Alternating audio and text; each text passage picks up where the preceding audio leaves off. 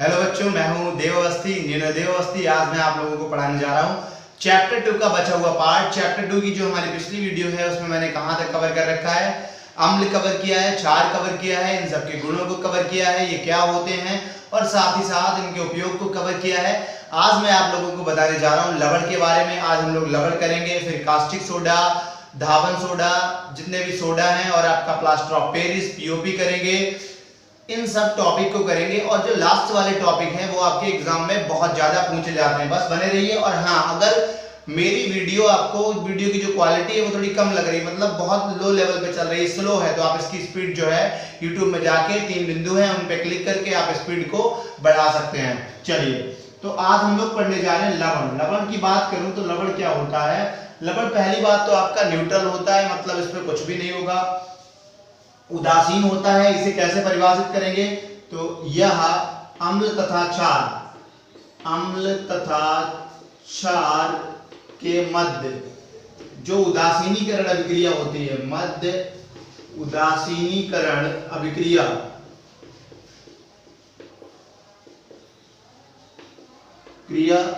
के फलस्वरूप बना उत्पाद है। ठीक है, आप समझ गए होंगे क्या है।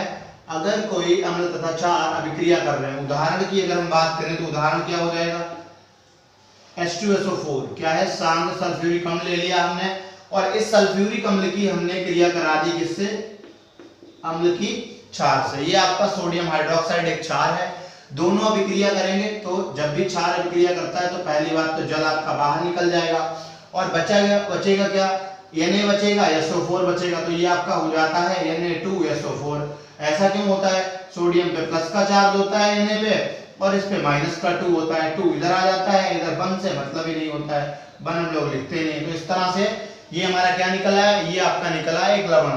दूसरा, हम किस तरह से इसको परिभाषित कर सकते हैं, लवण को इस तरह से परिभाषित किया जा सकता है कि अगर अम्ल है आपका, अम्ल का जो हाइड्रोनियम आयन यानी कि जो हाइड्रोजन है, अगर उसको किसी धातु से या फिर अमोनियम से रिप्लेस कर दिया जाए, यानी कि बदल दिया जाए, ठीक है, समझ रहे हैं आप लोग, प्रतिस्थापित कर दिया जाए, तो कैसे परिभाषित करेंगे, लवण को उस यौगिक के रूप में भी परिभाषित किया जा सकता है।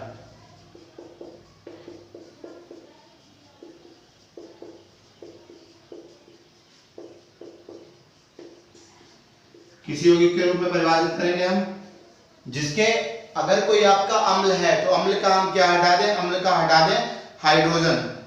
परिभाषित किया जाता है जब किसी अम्ल के हाइड्रोजन आयन को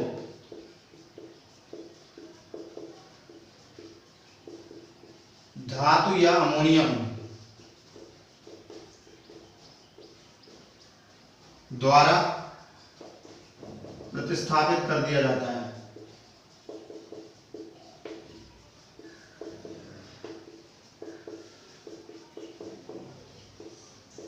ठीक है, क्या हो जाएगा, एक आपका यौगिक है जिसमें हाइड्रोजन को, कोई भी आपका अम्ल है उसके हाइड्रोजन को हम किससे हटा दें, तो हाइड्रोजन को हम प्रतिस्थापित कर दें, या फिर किसी धातु से, या फिर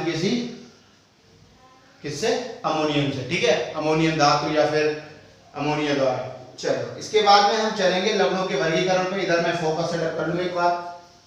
लवणों का वर्गीकरण, तो ये दो तरह से हम देखेंगे। सबसे पहले वर्गीकरण 3 तरह से देखेंगे, बल्कि एक तो आपका सामान्य लवण, पहला हो जाएगा आपका सामान्य लवण, दूसरा हो जाएगा आपका अम्ल लवण, और तीसरा आपका हो जाएगा क्षार लवण। ये खाली अम्ल क्षार नहीं है, बल्कि यहाँ पे पीछे क्या लगा है, लवण लगा है, ये भी आप ध्यान रखें। ठीक है, लवण, और ये आपका लास्ट वाला हो गया क्षार लवण। मैं इधर फोकस सेटअप कर लूं, फिर हम लोग चलते हैं इधर की ओर। चलिए, फोकस सेटअप है, तो अगला आपका है सामान्य लवण। सामान्य लवण क्या होते हैं? मान लो कोई आपके पास अम्ल का अणु है। अब अम्ल के अणु में जितने भी आपके, मान लो ये हमारा अम्ल है, ठीक है, इसके अणु है, ये अम्ल का अणु है पूरा H2SO4। अब इसमें जितने भी प्रतिस्थापन योग्य हाइड्रोजन हैं, जैसे कि 2 हैं यहाँ पे, तो ये अगर पूरी तरह से प्रतिस्थापित हो जाते हैं, चाहे वो आयन धातु से या धातु के आयनों से, तब हम उसे क्या बोलते हैं? उसे बोलते हैं सामान्य लवण। तो कैसे लिखेंगे? जब अम्ल के अणु में सभी प्रतिस्थापन योग्य हाइड्रोजन, जब अम्ल के अणु में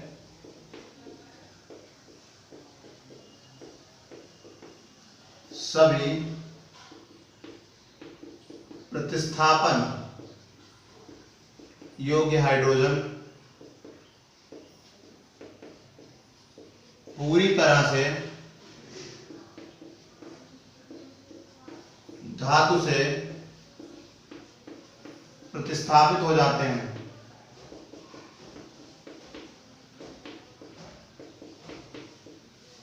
प्रतिस्थापित हो जाते हैं,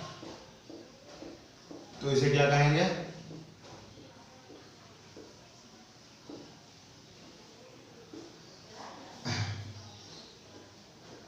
हो जाते हैं, तब इसे सामान्य लवण कहते हैं। उदाहरण की बात करेंगे तो उदाहरण आपका यही वाला चल जाएगा, H2SO4 प्लस NaOH, ठीक है। उदाहरण में इसमें क्या आ जाता है? NaCl sodium chloride, Na2SO4 sodium sulphate, और भी बहुत से होंगे, लेकिन हम यहाँ पे 2 को लेके चलेंगे, ठीक है। और भी आप लिखना चाहें तो और लिख सकते हैं, सोडियम कार्बोनेट है, Na2CO3, और क्या है आपका, और है कैल्शियम कार्बोनेट, ठीक है। तो इस तरह से बहुत सारे लिख सकते हैं। अगली बात आती है आपकी अम्ल के लवण की। तो अम्ल लवण ये पहला प्रकार था, सामान्य लवण। सामान्य लवण आप लोग समझ गए होंगे। अब बात आती है अम्ल के लवण की, ठीक है, पूरी तरह से धातु से, या फिर हम ऐसा भी कह सकते थे धातु आयनों से, ठीक है, चाहे धातु कह लो चाहे धातु आयनों से। अगली बार बताना है हमें अम्ल लवण। अम्ल लवण क्या होता है? अम्ल लवण, जैसे मान लो कोई आपके पास अम्ल है, ठीक है, अम्ल है। अब अम्ल से हम जब हाइड्रोजन को प्रतिस्थापित कर रहे हैं किसी धातु के आयन के द्वारा, तो वहां पे होगा क्या? जो आपका हाइड्रोजन है वो पूरी तरह से प्रतिस्थापित नहीं होगा। समझ रहे हैं आप लोग? अम्ल लवण क्या है? एक लवण में जितने भी हाइड्रोजन परमाणु हैं, उसमें जो प्रतिस्थापन होता है वो पूरी तरह नहीं होता है, वहां पे कैसा होता है? आंशिक होता है। तो इसे कैसे परिभाषित करेंगे? जब अम्ल के अणु में, इस तरह से भी कर सकते हैं, या फिर दूसरा क्या हो जाएगा, दूसरा हम थोड़ा अलग से भी कर सकते हैं। चलिए, जब अम्ल में, चाहे ऊपर वाले की तरह से रखो, ऊपर वाले में क्या है, आपको एक आसानी रहेगी, उसी ढर्रे पे आप चलते रहेंगे तो आपको कोई दिक्कत नहीं आएगी। तो जब एक अम्ल में या एक अम्ल के अणु में, अम्ल के अणु में अम्लीय हाइड्रोजन, अम्लीय हाइड्रोजन आयनों का प्रतिस्थापन, आयनों का प्रतिस्थापन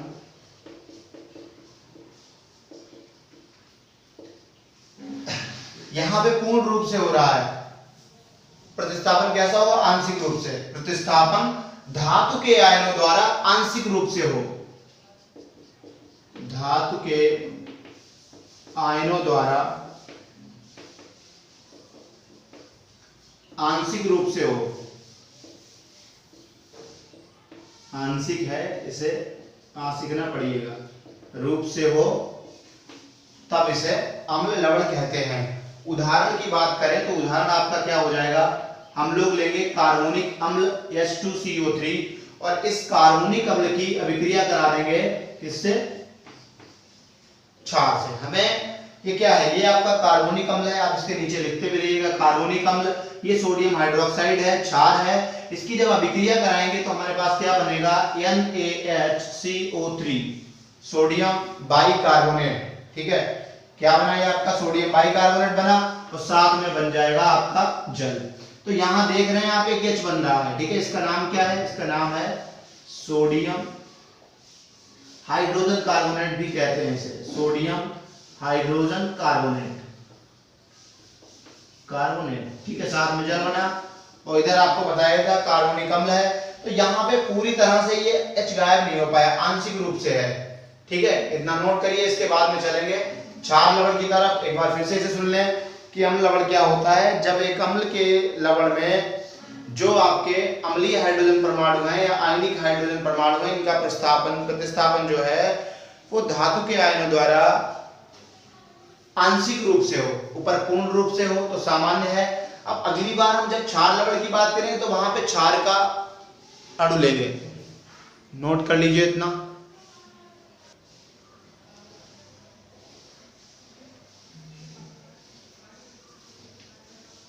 चलो अगला है आपका क्षार लवण।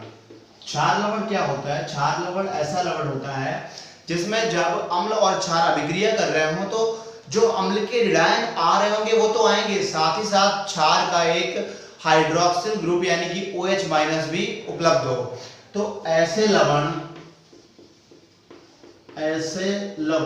जिनमें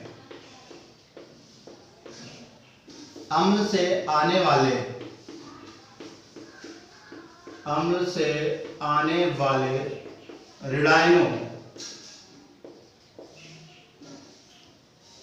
ऋणायनों के साथ साथ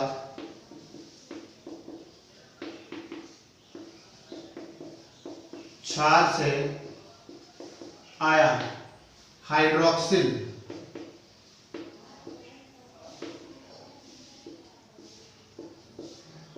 समूह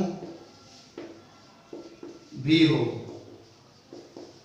ठीक है। अम्ल के आयन तो आएंगे ही। अगर हम यहाँ पे उदाहरण की बात करें तो उदाहरण आपका क्या हो जाएगा?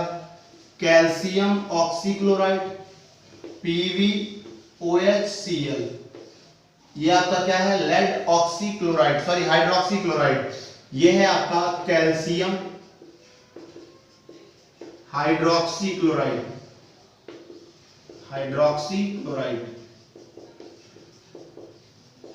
ये आपके उदाहरण हो गए। इसके बाद में अगली बात आती है आपकी लवणों के उपयोग की। तो लवणों के उपयोग अगर मैं एक एक बताऊंगा इंडिविजुअली तो आपको बहुत टाइम लगेगा, आपका टाइम लॉस्ट होगा। मैं एक बार सबको छाप देता हूं, छाप के आपको चिपका देता हूं, एक एक बढ़िया करके एक्सप्लेन कर देंगे। तो इसे आप तब तक नोट करें।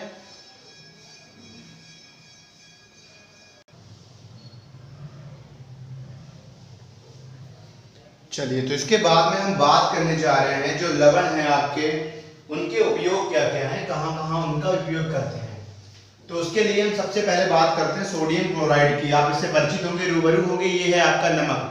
जो नमक हम घर में खाते हैं वो आपका क्या होता है? उसका नाम होता है सोडियम क्लोराइड।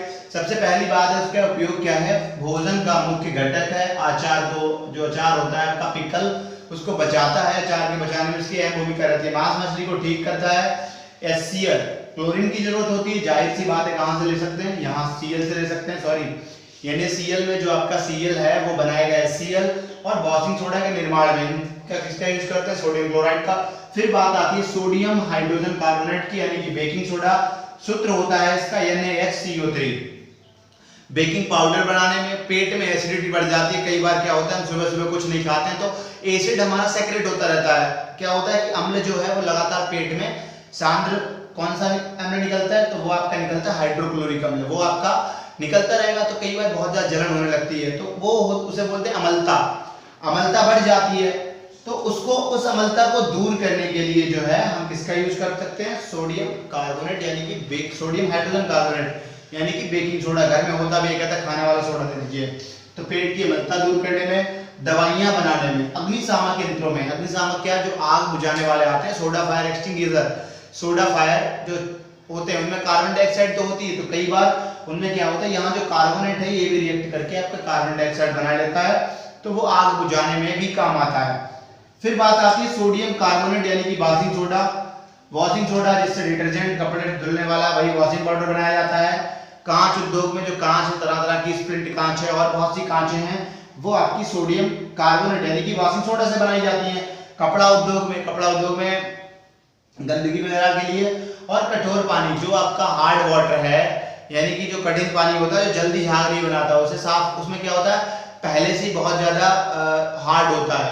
आप 11 जब पढ़ेंगे अच्छे से कि क्या होता है आपका कठोर और मृदु यानी कि नरम वाटर, तो इसमें कपड़े आसानी से धुल जाते हैं मृदु जल में, तो मृदु बनाने में, मृदु यानी कि नरम बनाने में। अगली बात आती है पोटाश फिटकरी। पोटाश फिटकरी आप जानते होंगे, इसका उपयोग होता है जल का शोधन करना। तो जल को क्या करते हैं, साफ करते हैं, किससे, फिटकरी की सहायता से। और भी बहुत सारे हैं जहां कहीं पे इन्फेक्शन हो वहां पे ये आपकी फिटकरी बहुत काम आती है। चलो फॉर्मूला ध्यान रखना है, K2SO4 K2SO4 Al2SO4 का होल थ्राइस इनटू 24H2O, ऐसे पढ़ेंगे K2SO4 Al2SO4 का होल थ्राइस इनटू 24H2O। फिर बात आती है कैल्शियम सल्फेट की, दो टाइप की बात कर रहे हैं, डाईहाइड्रेट इसको बोलते हैं जिप्सम, हेमीहाइड्रेट को बोलते हैं POP यानी कि प्लास्टर ऑफ पेरिस, जिसकी मूर्तियां बनाई जाती हैं, छतों में ऊपर डिजाइन बनाई जाती है, वो आपकी POP से बनाई जाती है।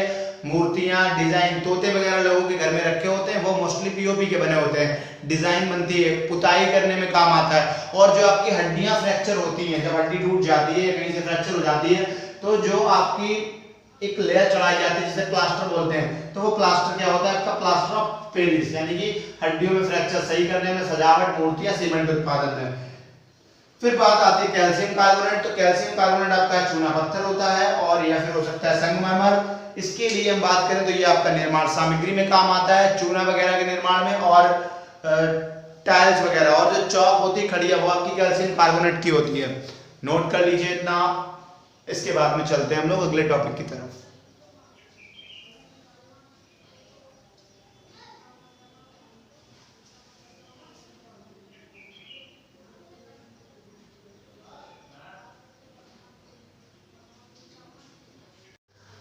चलिए अगले टॉपिक की अगर हम बात करें तो अगला टॉपिक है आपका अम्ल क्षार सूचक। अम्ल क्षार सूचक क्या होते हैं, ये आपके वे पदार्थ होते हैं जो किसी भी विलयन के अम्लीय या क्षारीय होने के बारे में हमें जानकारी प्रदान करते हैं। तो ये पहली बात तो यही है कि जो अम्ल क्षार सूचक हैं वो क्या होते हैं, अम्ल क्षार सूचक यानी कि एसिड बेस इंडिकेटर। ये आपके वो पदार्थ होते हैं जो किसी भी विलयन के अम्लीय या क्षारीय होने की जानकारी देते हैं। साथ ही साथ जब हम इनको अम्लीय या क्षारीय पदार्थ किसी भी विलयन के साथ जोड़ते हैं या उसमें मिलाते हैं तो ये अपना रंग परिवर्तित कर देते हैं। तो इसे कैसे परिभाषित करेंगे, वे पदार्थ जो किसी विलयन के अम्लीय अथवा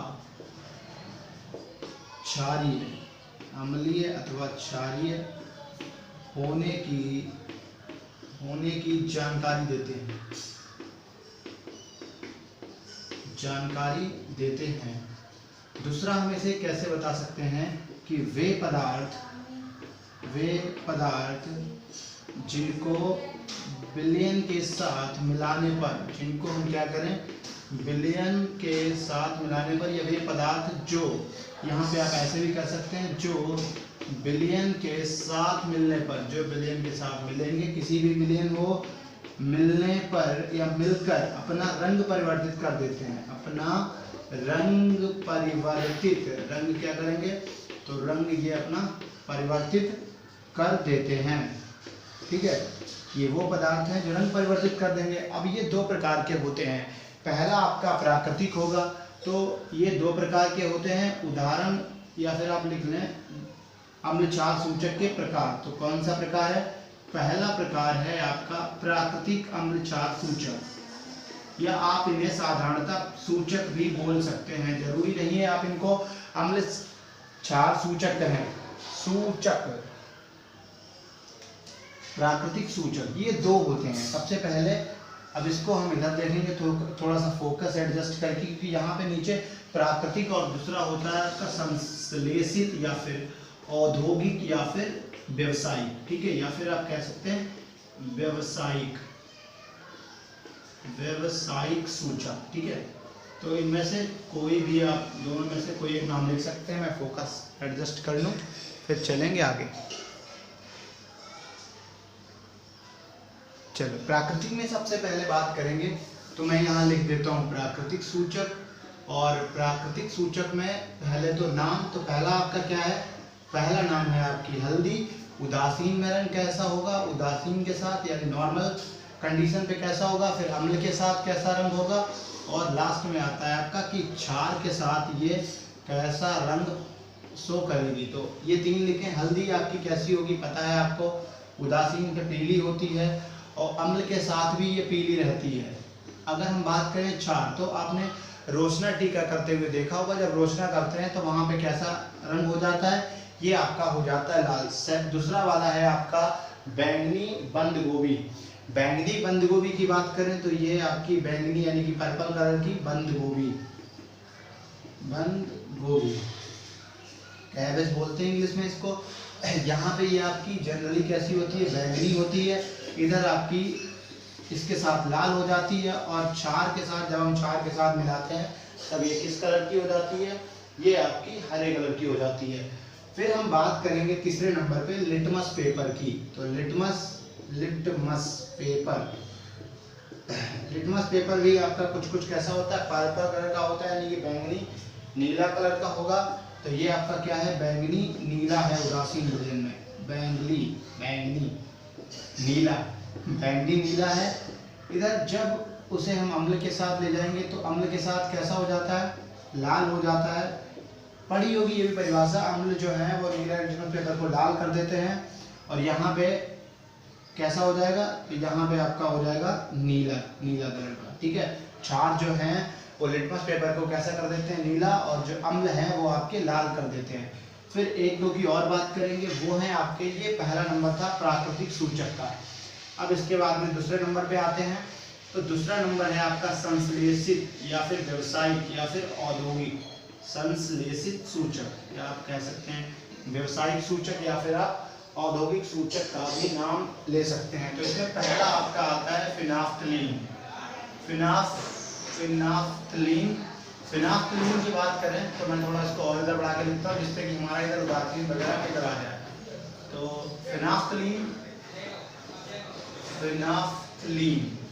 फिनाफ्थलीन वैसे क्या होता है, रंगीन होता है। और अगर हम बात करें अम्ल के साथ, तो अम्ल के साथ भी ये आपका कैसा रहता है, रंगीन रहता है। लेकिन वही अगर हम बात करें यहाँ पे क्षार के साथ, तो क्षार के साथ ये आपका कैसा हो जाता है, गुलाबी हो जाता है। कैसा होगा, गुलाबी होगा। अगला है आपका मेथिल ऑरेंज।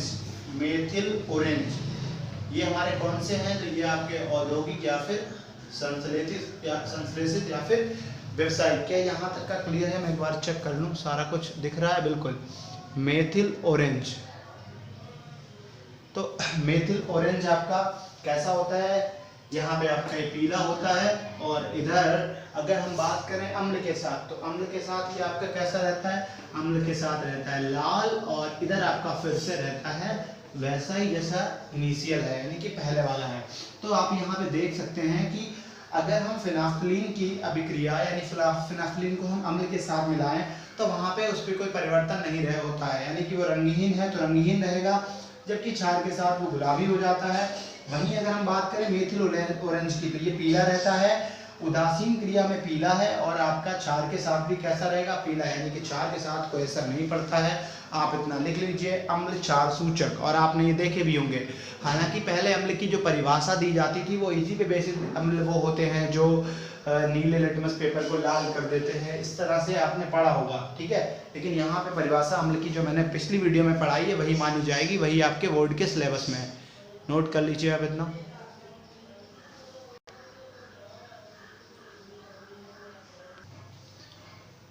चलिए, तो इसके बाद में हम लोग बात करते हैं पीएच की। पीएच क्या है, इसे इंग्लिश में कहते हैं हाइड्रोजन पोटेंशियल। क्या होता है, ये कोई भी विलयन है आपका, सोल्यूशन है, वो कितना प्रबल है, तो इसको हम लोग बताते हैं। उसमें जो आयन मौजूद होते हैं H+ या फिर OH-, यानी कि हाइड्रोनियम आयन और हाइड्रोक्साइड आयन, उनके आधार पे बताई जाती है, जिसको हम सामान्य तौर पे पीएच कहते हैं। या फिर हम कह सकते हैं पीएच क्या है आपका, ये कोई भी हाइड्रोजन आयन है, हाइड्रोजन आयन की जो सांद्रता है उसका ऋणात्मक लघुगुणक जो है उसे हम लोग बोलते हैं पीएच।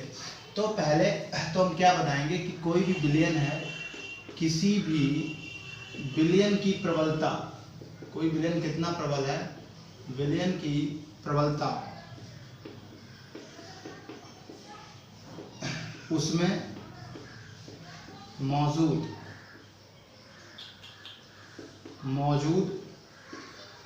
H प्लस या H प्लस क्या है, हाइड्रोनियम आयन, या अथवा OH माइनस यानी कि हाइड्रोक्साइड आयन किसी भी विलयन की प्रबलता जो है वो किस पर निर्भर करती है, वो आपकी उसमें मौजूद, अब इसकी जो सांद्रता होगी एक्वस की या आयनों की सांद्रता पर निर्भर करती है,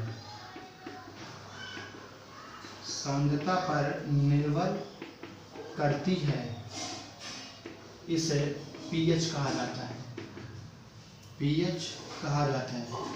अगर मैं बात करूं एनसीईआरटी की तो एनसीईआरटी में यही डिफिनेशन बतानी है, लेकिन कुछ साइड बुक में इसे थोड़ा अलग से बताया गया। क्या बताया गया है कि pH क्या है, pH बराबर P छोटा वाला P बड़ा वाला H, pH equal to minus का लॉग यानी लघुगणक और H प्लस, ये इस तरह से क्या बताया गया, pH बराबर माइनस लॉग H प्लस। अगर हम इसको परिभाषित करें तो कैसे करेंगे, कोई भी विलयन है, अब इसको परिभाषित करना है और इसका बेस कितना हो, आधार कितना हो, 10 हो, तो कैसे परिभाषित करेंगे, किसी भी विलयन में हाइड्रोजन आयन की सांद्रता के ऋणात्मक लघुगणक, जिसका आधार कितना है, आधार है आपका 10। तो किसी भी विलयन में हाइड्रोजन आयन की सांद्रता के ऋणात्मक लघुगणक को pH कहते हैं। pH एक आपका पैरामीटर है, pH कहते हैं। समझ गए होंगे आप लोग क्या है pH। तो pH क्या है, कोई भी विलयन है और उसमें जो हाइड्रोजन आयन है उसकी सांद्रता होगी, उसके ऋणात्मक लघुगणक को हम क्या कहते हैं, उसको हम लोग बोलते हैं pH। इतना आप नोट कर लीजिए। इसके बाद में आपको पढ़ाएंगे, बताएंगे दैनिक जीवन में जो आपका pH है उसका क्या उपयोग है, नोट करिए इतना।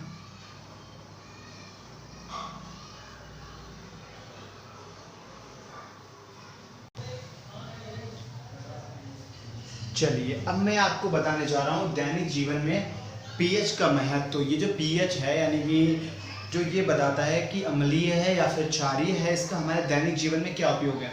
सबसे पहले हम बात करते हैं हमारे पाचन तंत्र में। हमारे पाचन तंत्र में क्या होता है, जो हमारा पाचन तंत्र है, पेट से या Cl एसिड जो है वो निकलता है। अब होगा क्या, इसका pH जो है 1 से 2 के बीच में रहता है। कई बार कुछ ना खाने की वजह से एसिड जो है वो लगातार यानी अम्ल जो है वो निकलता रहता है और बहुत ज़्यादा बढ़ जाता है।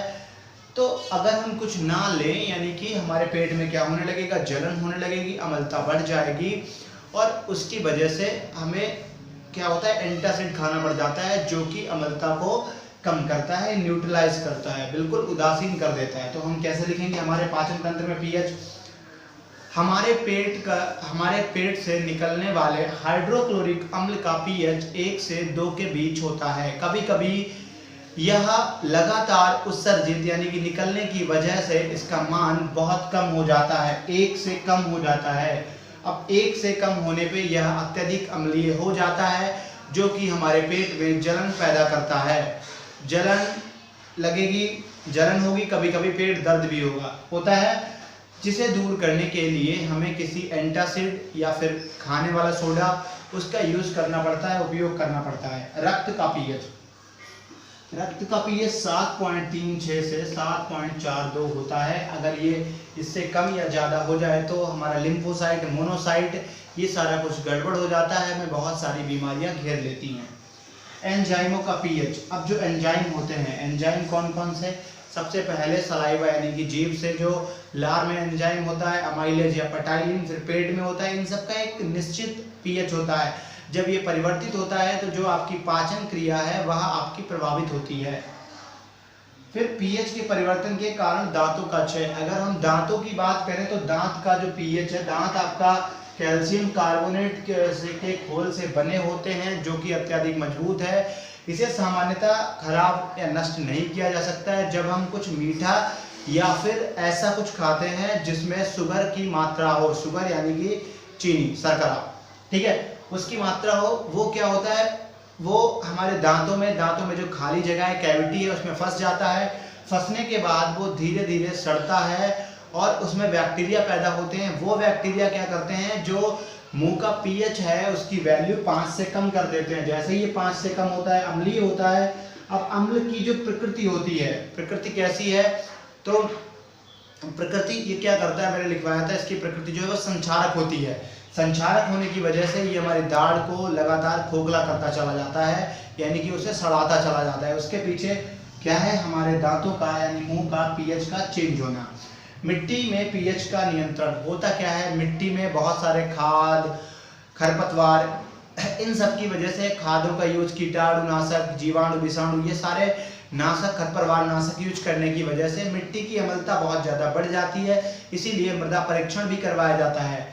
तो उस केस में क्या होगा कि जो आपकी मिट्टी है उसकी उर्वरा शक्ति यानी कि उपजाऊपन जो है वो कम हो जाएगा। उसको दूर करने के लिए हम इसमें क्या करते हैं, एंटासिड यानी कि चूना वगैरह डालते हैं, जिससे कि मिट्टी की अम्लता को कम किया जा सके। पीएच पैमाना ऐसा पैमाना है जो आपका 0 से 14 के बीच होता है, जहाँ पे ये आपका 7 पे कोई भी सॉल्यूशन या विलयन उदासीन होगा, 14 पे आपका क्षारीय होगा। जितना हम 7 से आगे की तरफ बढ़ेंगे उतना क्षारीय होता जाएगा। 7 से कम बढ़ने पे ये आपका कैसा होता है, तो इधर आपका ये अम्लीय होगा, विलयन। तो पीएच पैमाना वह पैमाना जो किसी भी विलयन के या फिर पदार्थ के अम्लीय या क्षारीय, फिर कितना अम्लीय है कितना क्षारीय है के बारे में हमें बताता है, उसे पीएच पैमाना कहते हैं। आप एक बार फिर से समझ लें या फिर आप नोट कर लें इसको, ठीक है। मैं एक बार फिर से बता देता हूँ। पाचन तंत्र में क्या होता है, पीएच हमारा HCl का कम होता है, 1 से 2 के बीच में होता है। एसिड कई बार बहुत ज्यादा उत्सर्जित होता है, अम्ल बहुत ज्यादा उत्सर्जित होने की वजह से 1 से कम हो जाता है, जो कि हमारे पेट में जलन और पेट दर्द पैदा कर देता है। रक्त का अगर पीएच इससे कम हो जाता है, 7.36 से 7.42 के बीच का होता है, अगर इससे कम हो जाता है तो बहुत सारी बीमारियां, हमारा जो खून का लेवल है, जो क्रम है, वो गड़बड़ा जाता है, ऑर्डर, और बहुत सारी बीमारियां हमें घेर लेती हैं। बाकी आगे जो मैंने अभी बताया वही सारा कुछ है, नोट करिए इसको, और वीडियो को पॉज करके आप नोट कर सकते हैं सारा कुछ बहुत अच्छे से। चलिए, तो इसके बाद में हम करने जा रहे हैं एक बहुत इंपॉर्टेंट टॉपिक, और ये जो टॉपिक मैं अब करवाने जा रहा हूँ इनसे आपके बोर्ड में क्वेश्चंस आते हैं। ये आपके 5 टॉपिक हैं, 5 के 5 इंपॉर्टेंट हैं, सबसे ज़्यादा इंपॉर्टेंट जो हैं वो यही हैं। तो पहला है आपका सोडियम हाइड्रोक्साइड। हम इनके क्या क्या, जो हमारा सिलेबस है वो इनके गुणों के बारे में बात नहीं करता है। आपको क्या पढ़ना है, सोडियम हाइड्रोक्साइड, इसका निर्माण कैसे होता है और इसके उपयोग कहाँ कहाँ हैं। तो सबसे पहले नाम लिख लेते हैं इसका, सोडियम हाइड्रोक्साइड। सोडियम हाइड्रोक्साइड, इसका अगर फॉर्मूले की बात करें तो फॉर्मूला होता है आपका NaOH। इसे आप कास्टिक सोडा भी बोलते हैं। क्या नाम है इसका, एक और नाम होता है इसका कास्टिक सोडा, ठीक है। ये आपका क्या है, तो ये कास्टिक सोडा है। निर्माण की विधि की बात करें तो मैं निर्माण की विधि पूरी डिटेल में लिखवाऊंगा, पहले आप समझ लें होता क्या है। सपोज हमने लिया सोडियम क्लोराइड, यानी कि क्या लिया हमने, इसमें नमक लिया, NaCl लिया, नमक लिया, और इसके साथ में इसमें क्या लिया, तो इसमें हमने ले लिया जल, ठीक है। नमक के साथ में सोडियम क्लोराइड यानी नमक लिया और नमक के साथ में जल ले लिया। अब हम क्या करेंगे, इसमें इलेक्ट्रिसिटी यानी कि वैद्युत धारा पास करवाएंगे। एक तरफ आपका 2 रॉड हैं, एक आपकी एनोड है, इधर आपकी क्या है, तो ये है आपकी कैथोड और इधर है आपकी एनोड, ठीक है। अब ये आपका इलेक्ट्रोलिटिक यानी कि इलेक्ट्रोलिटिक आपका सेल है। 2 तरह के सेल होते हैं, इलेक्ट्रोकेमिकल, इलेक्ट्रोलिटिक। ये आपका इलेक्ट्रोलिटिक सेल है, यानी कि बाहर से हम विद्युत धारा प्रवाहित करवा रहे हैं। अब NaCl जो आपका सोडियम क्लोराइड नमक है ये आपका ब्रेक हो जाएगा, टूट जाएगा। कैसे टूटेगा? तो NaCl आपका टूटेगा Na प्लस में और प्लस का Cl माइनस में। अब जो आपका Na प्लस है तो ये आपका प्लस वाला है, ये पहुंचेगा निगेटिव के साथ क्योंकि यहाँ पे कैथोड निगेटिव है, और जो ये निगेटिव वाला है ये पहुंचेगा एनोड के साथ। एनोड आपका किस तरह से बिहेव कर रहा है? पॉजिटिव की तरह। ठीक है, इसी अभिक्रिया को हमें लिखना है तो कैसे लिखेंगे? बनाने की विधि। बनाने की विधि क्या लिखेंगे? सबसे पहले sodium hydroxide, sodium hydroxide hydroxide को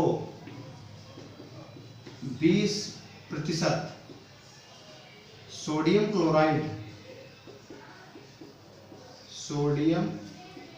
क्लोराइड जिसको हम लोग ब्राइन भी बोलते हैं, ये जो 20% सोडियम क्लोराइड के जलीय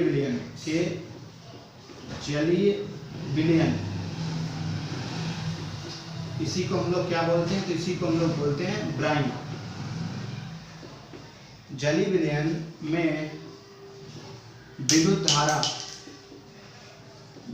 धारा प्रवाहित करने पर, वैद्युत धारा भी लिख सकते हैं, प्रवाहित करने पर प्राप्त किया जाता है, करने पर प्राप्त किया जाता है। ठीक है, ये आप समझ गए। यहाँ पे मैंने क्या बताया? सबसे पहले हमने नमक लिया, नमक में पानी मिलाया। अब जैसे ही हम विद्युत धारा प्रवाहित करेंगे तो आपका जो नमक है वो जैसे ये बनता है, बनता कैसे है? Na प्लस Cl माइनस मिलके बनता है। ये आयनिक बंद होता है, आयनिक बंद बनाते हैं। वैसे ही ये टूट भी जाता है विद्युत धारा प्रवाहित करने पर। तो एक कैथोड पे जाएगा, एक एनोड पे जाएगा। मैं फोकस सेटअप कर दूं, इसके बाद में चलते हैं आगे की कहानी की तरफ।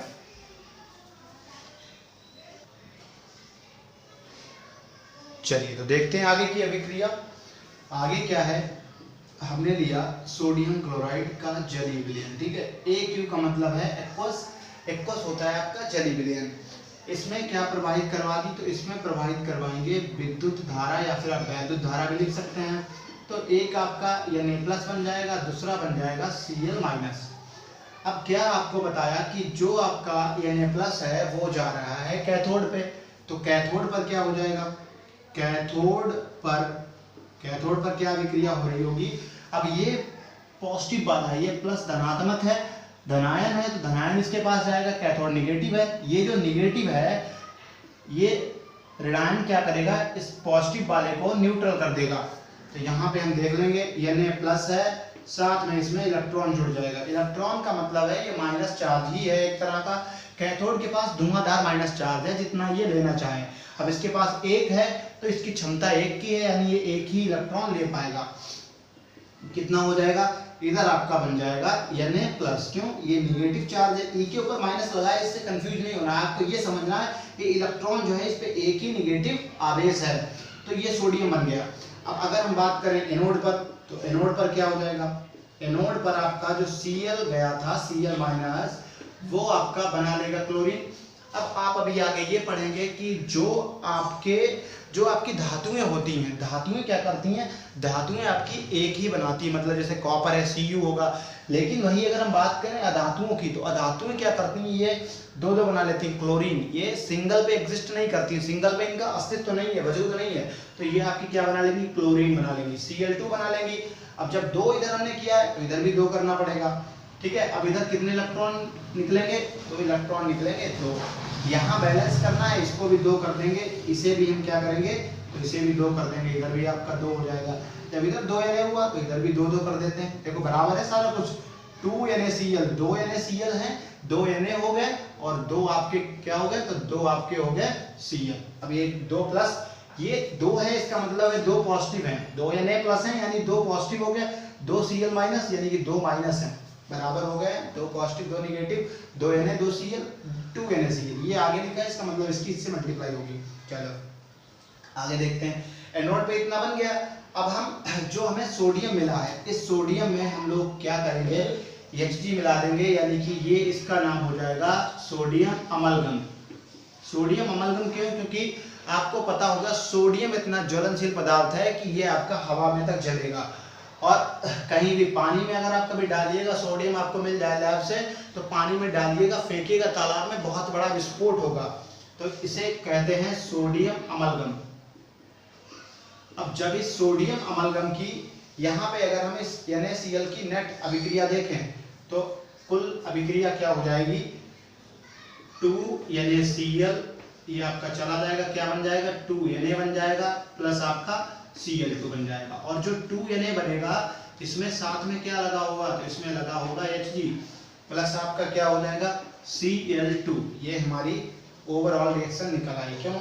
क्योंकि ये दो इलेक्ट्रॉन से दो इलेक्ट्रॉन कट जाएगा, और इधर वाला इससे कट जाएगा, ये Cl इससे कट जाएगा। जब हम इसको जोड़ेंगे तो 2NaCl ही बचेगा, क्योंकि ये 2Na है, ये लेफ्ट वाला दाएं पक्ष से कैंसिल आउट हो जाता है, या फिर इसको इधर ले आएंगे तो निगेटिव हो जाएगा। ये इससे कट गया, दो इलेक्ट्रॉन किससे कट जाएगा, तो दो इलेक्ट्रॉन इससे कट जाएगा, Cl माइनस इससे कट जाएगा, बचा क्या 2NaCl, इधर बचेगा आपका 2Na और Cl2। ये हमारी कुल अभिक्रिया हो गई।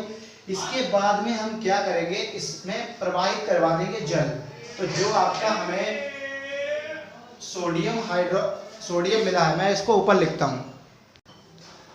अब जो हमें सोडियम मिला है, तो सोडियम का हम क्या करने वाले हैं, सोडियम की जल से अभिक्रिया करा देंगे। यानी सोडियम हो गया और इसके साथ में क्या है, Hg है, अमलगम है। अमलगम की जब हम जल से अभिक्रिया कराएंगे तो ये आपका क्या बना लेगा, ये आपका बना लेगा सोडियम हाइड्रोक्साइड, यानी कि कास्टिक सोडा। ये सोडियम हाइड्रोक्साइड है, इसी का नाम क्या है, तो इसी का नाम है कास्टिक सोडा। कास्टिक सोडा, ठीक है, कास्टिक सोडा बन गया। अब साथ में आपका बच क्या रहा है, तो आपका H2 बच जाएगा। बैलेंस करना है, इस अभिक्रिया को संतुलित करना है। संतुलित करने के लिए हम क्या करेंगे, इधर अगर हम 2 से करवा दें, ठीक है, इधर हम 2 से करवा देते हैं, इधर 2 से करवा दिया हमने, और इधर भी हम क्या करें, 2 Na करवा दें और 2 H2O करवा दें, ठीक है। ये हमारी अभिक्रिया जो है वो आपकी पूरी तरह से संतुलित है, और जो आपको बनाना था कास्टिक सोडा वो आपका बन के निकल आया, ठीक है। आप इसको नोट कर लीजिए, समझ लीजिए एक बार फिर से। सोडियम क्लोराइड लिया सबसे पहले, सोडियम क्लोराइड में जल मिलाया, 20% सोल्यूशन लिया था हमने, 20% विलयन लिया, जल मिलाया, जल मिला के इसमें विद्युत धारा प्रवाहित करवाई। ये आपका Na प्लस और Cl में टूट गया, एक आपका कैथोड पे जाएगा, क्योंकि यहाँ पे अट्रैक्शन लगता है। अगर आप बैठे हैं कहीं ट्रेन में, एक लड़की बैठी लड़का बैठा, आप किसकी तरफ अट्रैक्ट होंगे, लड़की की तरफ, यानी कि अपोजिट वाले की तरफ। तो ये जो Na प्लस है वो जाएगा किसके पास, माइनस वाले के पास, कैथोड के पास, ठीक है। इतना नोट करिए। इसके बाद में बात करते हैं उपयोग की। तो उपयोग क्या है, पहली बात तो साबुन और डिटर्जेंट बनाने में, साबुन तथा डिटर्जेंट बनाने में, ठीक है, या इसकी कंपनी में। और कहाँ होगा, कपड़ा उद्योग में होगा। कपड़ा उद्योग जो होता है उसमें इसका प्यूरिफिकेशन यानी कि शोधन करने के लिए कपड़ा उद्योग में होगा। और जो पेपर यानी कि पेपर उद्योग है वहाँ पे, और जो रेशे बनते हैं रेशों में, तो और हम क्या लिख सकते हैं, कागज उद्योग में, कागज उद्योग के साथ साथ कागज उद्योग में। और जो संश्लेषित रेशे हैं, संश्लेषित रेशों में, संश्लेषित रेशों में या संश्लेषित रेशे बनाने में, इन सब में इसका यूज होता है।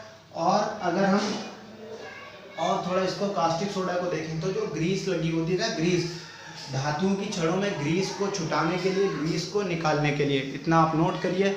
इसके बाद में चलते हैं हम लोग अगले वाले की तरफ, और अगला वाला है आपका क्या, उसका नाम है ब्लीचिंग पाउडर। चलिए अब हम बात करेंगे ब्लीचिंग पाउडर के बारे में। ब्लीचिंग पाउडर सुना होगा आपने, ब्लीच भी करवाई होगी कई बार।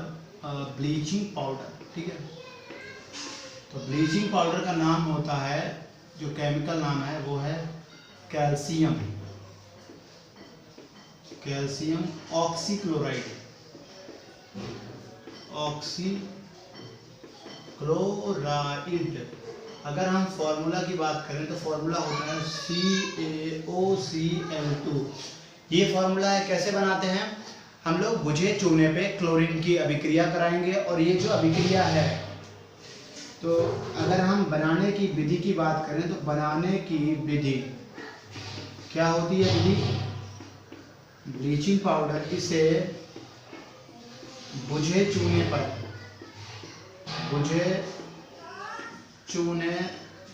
पर क्लोरीन की अभिक्रिया कराने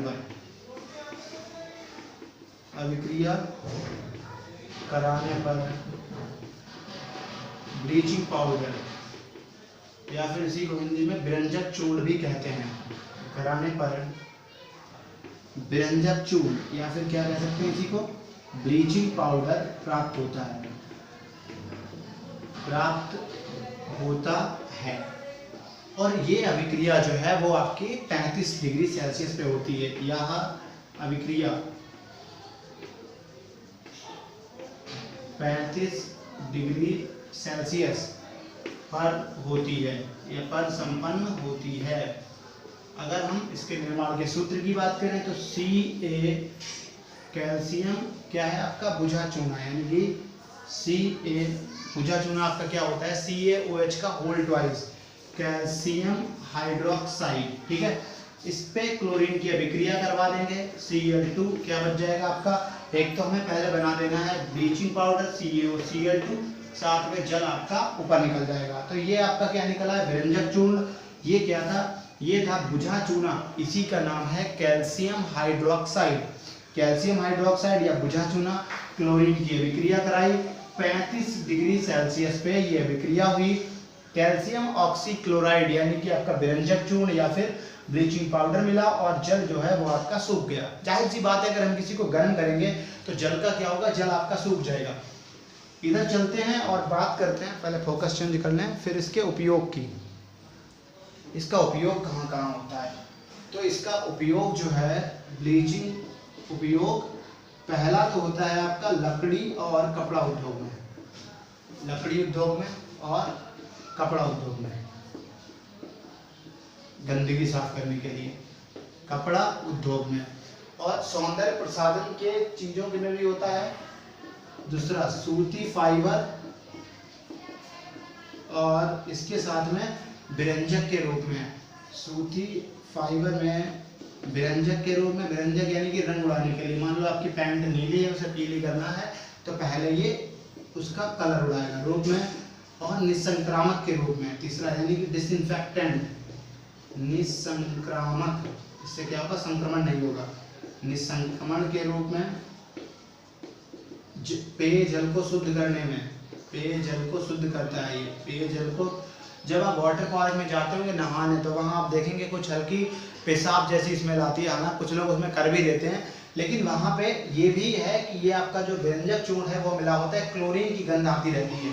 पेयजल को शुद्ध करने में और ऑक्सीकारक के रूप में ये क्या करता है, किसी का भी ऑक्सीकरण करवा देता है। तो ऑक्सीकारक के या ऑक्सीकारक अभिकर्मक के रूप में, ऑक्सीकारक के रूप में ऑक्सीकरण ये करा देता है, ठीक है। इतना नोट करिए आप लोग, चलेंगे हम लोग अगले वाले टॉपिक की तरफ और नोट हो जाए।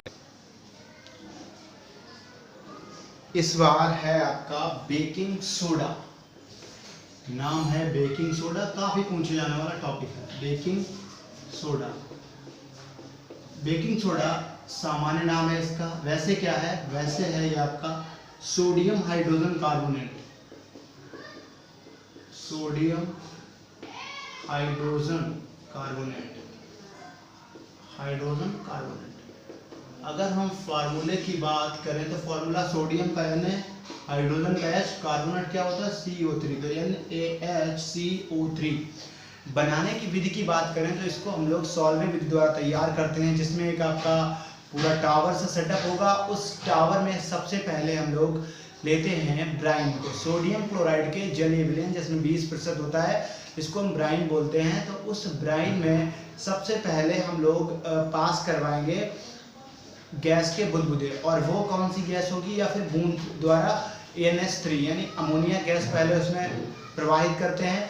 उसके बाद में हम लोग डालते हैं कार्बन डाइऑक्साइड, तब जाके हमारा मिल जाता है किसमें, क्या मिल जाता है, और इसमें एक कार्बोनेटिंग टावर होगा, उस टावर में हम लोग कार्बन डाइऑक्साइड प्रवाहित करेंगे, तब जाके हमें सोडियम हाइड्रोजन कार्बोनेट मिलेगा।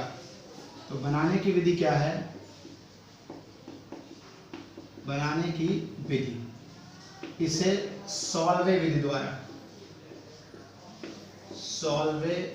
द्वारा तैयार किया जाता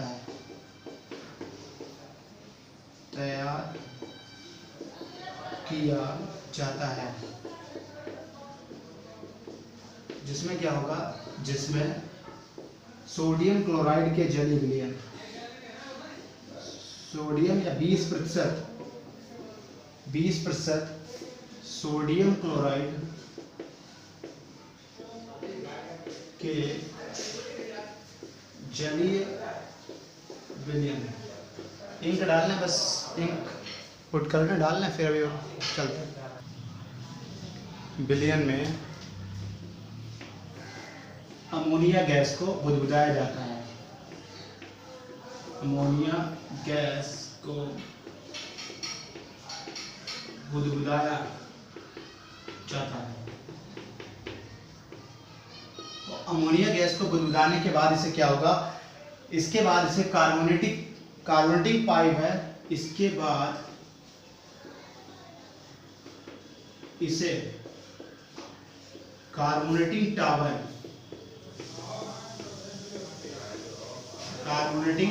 टावर तक पंप किया जाता है। ठीक है, इसके बाद में क्या करेंगे, कार्बोनेटिंग टावर तक पंप किया जाता है और इसके बाद में क्या हो जाएगा, इसके बाद में इसमें कार्बन डाइऑक्साइड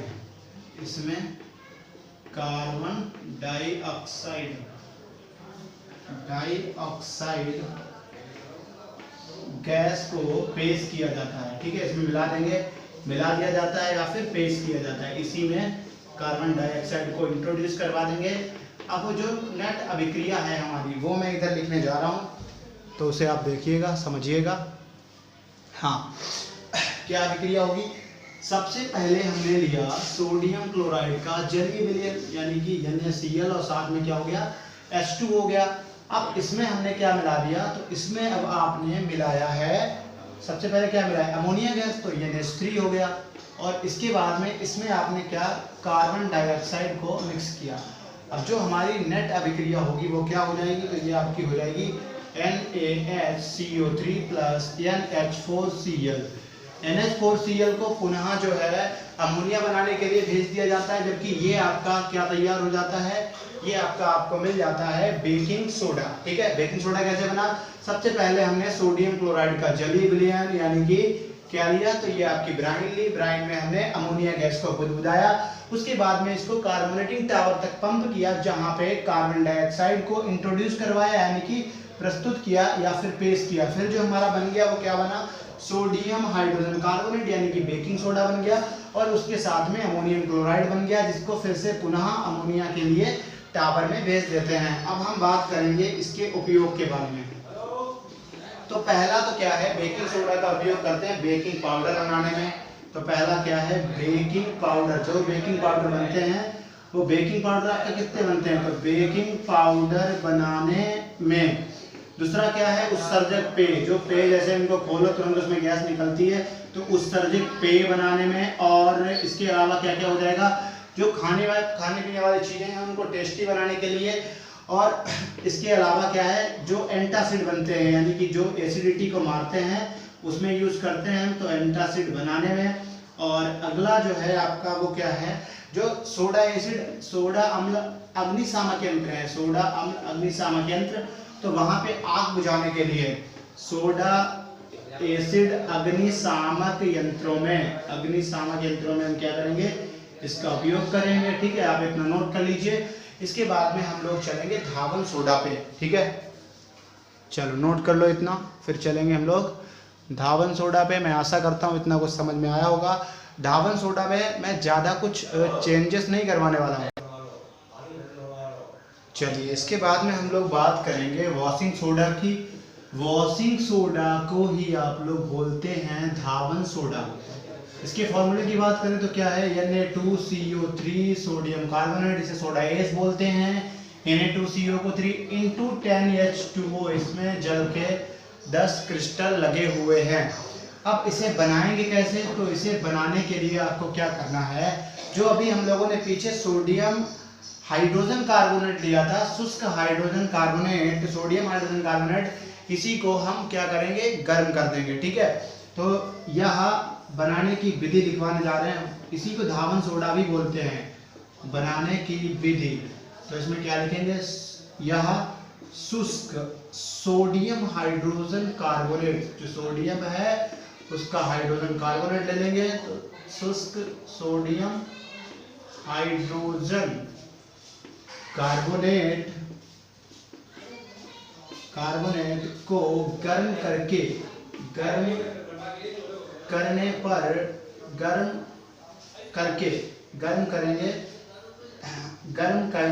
पर तथा उसके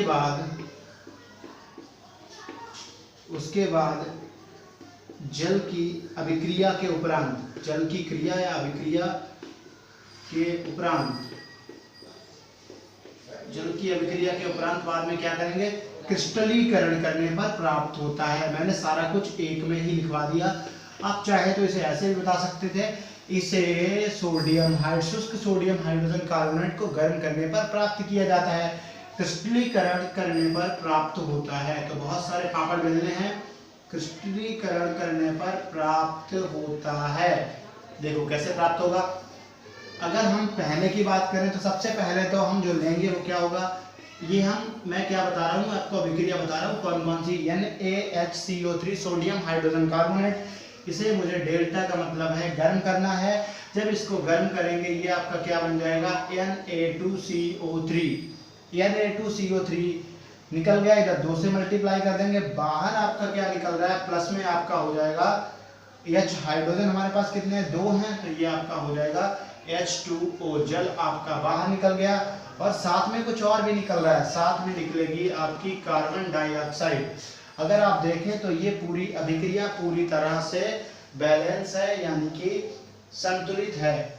ठीक है, फिर इसके बाद में हम क्या करेंगे, ये जो हमें मिला है ये आपका, इसे बोलते हैं soda S, Na2CO3 soda S मिला है। इसे हम सबसे पहले इसकी जल के साथ अभिक्रिया करेंगे, तो मैं इसकी जल के साथ अभिक्रिया करवा देता हूँ। दूसरा स्टेप क्या हो जाएगा हमारा, दूसरा स्टेप होगा Na2CO3, इसकी हम जल से अभिक्रिया करा देंगे H2O से। ठीक है, अब H2O से अभिक्रिया कराएंगे तो हमें ये भी ध्यान रखना है कि इसमें जल के कितने क्रिस्टल होने चाहिए।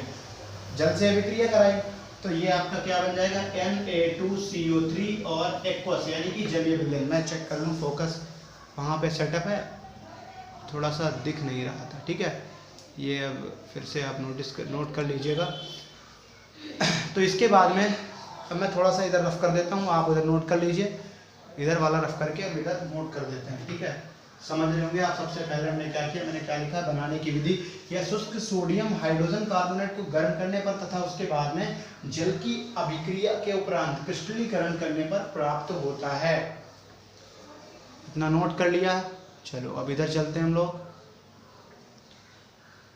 तो देखें, अब जो हमें Na2CO3 एक्वस मिला, स्टेप 3 में जो हमें Na2CO3 एक्वस मिला, इसका हम करवा देंगे क्रिस्टलीकरण। आप यहाँ पे 10H2 अभी लिख सकते हैं, मैंने बाद में यहाँ पे बता देना है कि यहाँ पे 10 अणु लिए थे हमने जल के, इंटू क्या हो जाएगा 10H2O। ये आपका क्या है, धावन सोडा है, या फिर यही आपका है वॉशिंग सोडा। अगर मैं बात करूं इसके उपयोग के, कि इसके उपयोग कहाँ क्या क्या उपयोग हैं, तो उपयोग आप समझिएगा। एक तो साबुन तथा डिटर्जेंट में, यानी कि अपमार्जकों के रूप में। पहला आपका कपड़ा धोने के लिए, ठीक है, कपड़ा धोने के लिए हम इसका यूज करते हैं, तो कपड़ा धोने के लिए। और दूसरा क्या है, जो कठोर जल है उसे मृदु बनाने के लिए, मृदु या फिर नरम बनाने के लिए। कठोर जल को मृदु करने में, कठोर जल को मृदु करने में, मृदु हो गया, चलो मृदु करने में।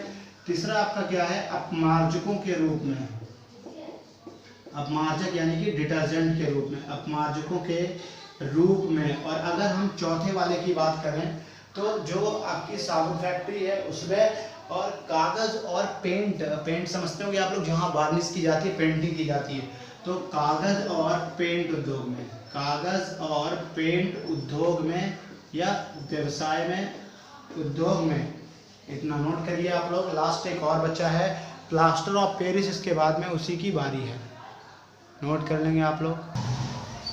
चलिए, तो इस चैप्टर का लास्ट टॉपिक जो है वो है आपका plaster of Paris. Plaster of Paris नाम है इसका, POP, प्लास्टर ऑफ पेरिस, इसे हम बोलते हैं POP। इसका जो नाम है, केमिकल नाम है, वो क्या है? Calcium sulphate. कैल्शियम सल्फेट, और कैल्शियम सल्फेट के साथ में हेमी हाइड्रेट। हेमी का मतलब होता है आधा और हाइड्रेट का मतलब होता है जल। तो कैल्शियम सल्फेट हेमी हाइड्रेट, कैसे लिखेंगे इसको? CaSO4, ये आपका क्या हो गया? कैल्शियम सल्फेट हो गया। हेमी का मतलब है 1/2, हाइड्रेट का मतलब है वाटर। इंक डालने के बाद फिर चलते हैं यहाँ पे। चलिए, इसको कैसे बनाना जाता है? बनाने की अगर हम विधि की बात करें तो बनाने की विधि जो है वो आपकी क्या है? इसे जिप्सम को 100 डिग्री सेल्सियस पे, 100 डिग्री के टेम्परेचर पे, तो इसे क्या करेंगे? इसे जिप्सम को, जिप्सम बताएंगे अभी आपको, तो जिप्सम को 100 डिग्री यानी कि 100 डिग्री सेल्सियस पर गर्म करने पर प्राप्त किया जाता है। गर्म करने पर प्राप्त किया जाता है। इसे कैसे प्राप्त करेंगे? तो इसे जिप्सम को गर्म करेंगे, प्राप्त किया जाता है। ठीक है, ये हमारा प्राप्त हो गया। अब बात करते हैं फॉर्मूले की। फॉर्मूला कैसे बनता है? जिप्सम आपका होता है CaSO4.H2O। जैसे ही गर्म करेंगे तो गर्म करने का मतलब डेल्टा, और टेम्परेचर कितना है? 100 डिग्री सेल्सियस है। ठीक है, ये आप इक्वेशन इस तरह से लिखना समझ सकते हैं। यहाँ पे बन जाएगा CaSO4.12H2O, और साथ में कितना बचा? तो 1.5, अगर एक है तो यहाँ पे 2 ले लेते हैं। ठीक है, 2 होंगे, लेके लेते हैं, तो 2H2O। अब यहाँ पे 1H2O निकल गया, इस तरह से भी लिख सकते हैं। 1H2O निकल गया तो 3 और हो जाएंगे हमारे पास। 3H2O बाहर 2 से मल्टीप्लाई करा देंगे तो 2CaSO4। मतलब दोनों तरह से अगर हम इस तरह से लिखेंगे तो इसमें हमारा आधा आधा आ जाएगा, आधा इधर आ गया, आधा इधर निकल गया, और इधर कितना बचेगा हमारे पास? 1.5 इधर बच जाएगा। 1.5 आधे 2, 2H2 हो गया। इस तरह से भी लिख सकते हैं। अब मैं दूसरा तरीका बता रहा हूँ, दूसरा कैसे लिख सकते हैं। उधर की बजाय मैं फोकस को सेटअप करके इधर लिखता हूँ। तो इधर सबसे पहले फोकस सेटअप कर लें। हाँ, बाहर क्या करेंगे? हम 2 से मल्टीप्लाई करा देंगे, तो ये आपका हो जाएगा 2CaSO4.2H2O। और जब इसको इस तरह से करवाएंगे तो ये आपका डेल्टा 100 डिग्री सेल्सियस, ये इधर क्या बच जाएगा? इधर CaSO4 हो जाएगा, इनटू आधा है, 2 से मल्टीप्लाई करेंगे तो कितना हो जाएगा? पूरा हो जाएगा। 3/2 है, ये 2 बन जाए 2 बन 3/2, 2 से मल्टीप्लाई कराएंगे तो कितना हो जाएगा? 3H2O। ये आपकी रिएक्शन जो है बैलेंस हो गई। अगर हम बात करेंगे इसके उपयोग के, तो इसका उपयोग क्या है? पहला तो खिलौने बनाने में, आप देखेंगे तोते वगैरह, तो खिलौने बनाने में, खिलौने या फिर और चीजें, मूर्तियां बनाने में, मूर्तियां बना लेंगे हम, खिलौने मूर्तियां बनाने में।